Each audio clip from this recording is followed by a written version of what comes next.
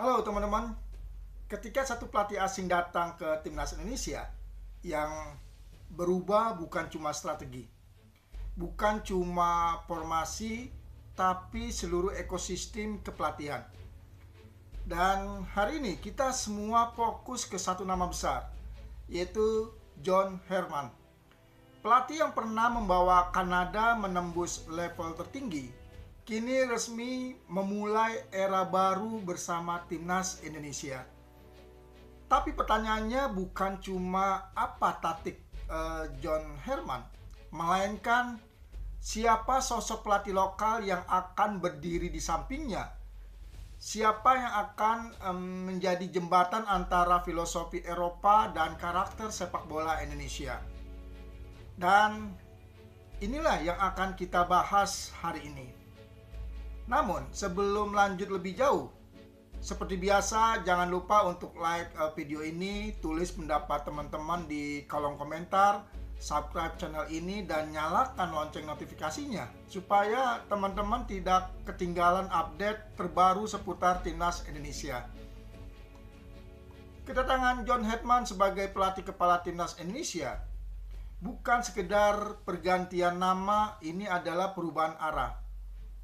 Pelatih asal Inggris yang pernah menangani timnas Kanada itu dijadwalkan tiba di Jakarta pada Minggu 11 Januari dan jika tak ada kendala akan diperkenalkan secara resmi pada Senin 12 Januari. Menariknya, dalam agenda perkenalan itu Herman disebut langsung membawa satu asisten pelatih. Namun cerita ini tidak berhenti di situ saja. PSSI membuka ruang cukup besar, totalnya Herman bisa didampingi hingga 3 asisten pelatih. Dan disinilah peran pelatih lokal menjadi sangat krusial. PSSI mendorong agar tidak semua posisi asisten diisi pelatih asing. Tujuannya jelas, transfer ilmu, kesinambungan program, dan keberlanjutan jangka panjang. Asisten yang pernah bekerja sama bersama Herman di Kanada memang punya peluang cukup besar.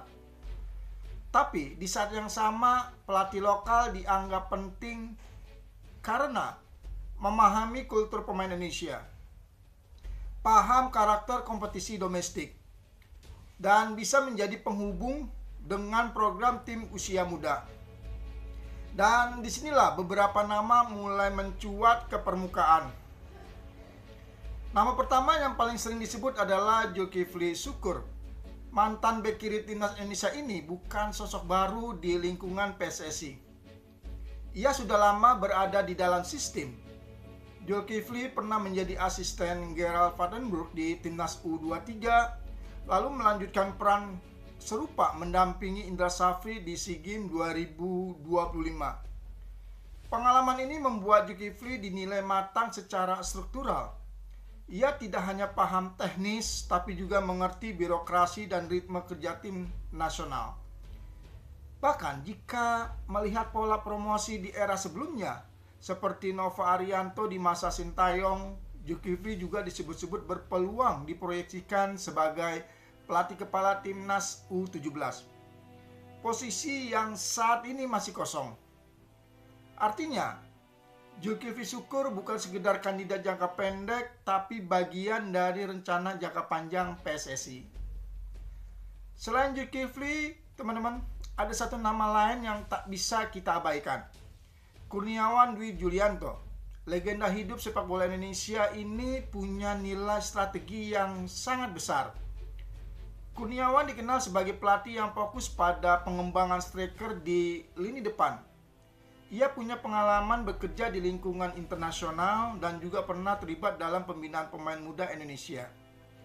Jika Herman ingin membangun timnas dengan transisi cepat dan efektivitas di sepertiga akhir, kehadiran Kurniawan sebagai asisten lokal bisa menjadi senjata tersembunyi. Ia memahami karakter penyerang Indonesia, tahu bagaimana mengasah insting gol, dan bisa menjadi jembatan antara filosofi modern Herman dengan realitas pemain lokal.